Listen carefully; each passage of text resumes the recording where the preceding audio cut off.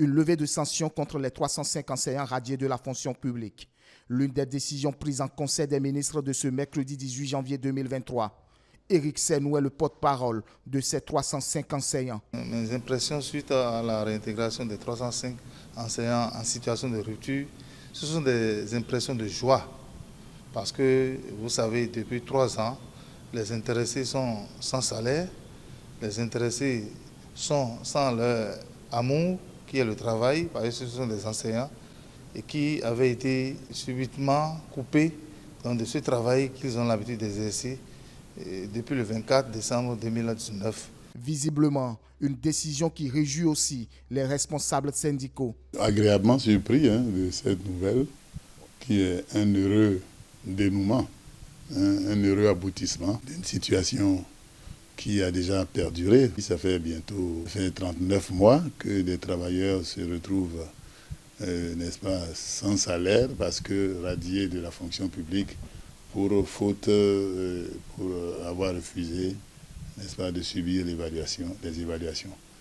Je crois que c'est une décision qui honore le chef de l'État, une décision salutaire, un acte salutaire pour tout le monde, aussi bien ceux qui sont concernés, les travailleurs, mais aussi pour leurs familles, et pour les syndicalistes que nous sommes, et aussi pour le gouvernement et notre pays aussi.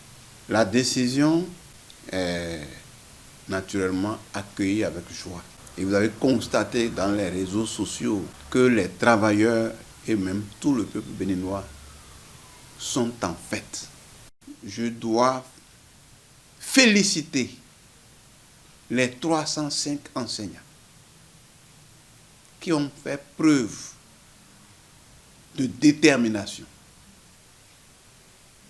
de courage, de combativité pour qu'on en arrive à ce résultat-là. En effet, ces 305 enseignants ont posé un refus de prendre part à l'évaluation des connaissances en 2018. Il s'agissait d'évaluation des connaissances professionnelles concernant 18 000 enseignants reversés en agents contractuels de l'État. Au-delà d'une décision, c'est une leçon à tirer, selon Éric Senou. À l'endroit des enseignants, je voudrais d'abord que les enseignants tirent leçon de ce que le chef de l'État nous a donné comme exemple, à savoir quand on donne sa parole, il faut respecter. Mais seule la lutte paye, parce que, au-delà des incompréhensions que cela a entraîné, il faut avouer que ceux qui sont en lutte et qui ont été objets donc, de rupture de contrat défendaient un idéal, selon eux. Et c'est cet idéal que tous les enseignants avaient semblé défendre avant que, ce qu'on peut considérer comme une minorité sur les 18 000, les 305 ont estimé qu'ils devaient aller jusqu'au bout. Donc on doit pouvoir respecter les engagements qu'on prend, soit publiquement, soit à son propre niveau.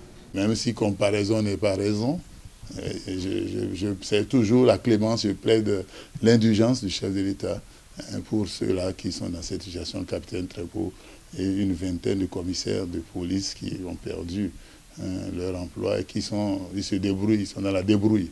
S'il peut faire cela, mais ça va davantage encore de grandir et les Béninois seront encore contents des actes qu'ils posent depuis un certain moment, qui sont des actes qui montrent qu'il fait des pas dans la bonne direction. Le secteur de l'éducation, l'autre priorité du gouvernement, après l'annonce des salaires aux aspirants au métier d'enseignant pendant 11 mois sur 12. Les agents de l'État bénéficient depuis décembre 2022 d'une revalorisation salariale. Il en est de même du SMIC qui a connu une augmentation.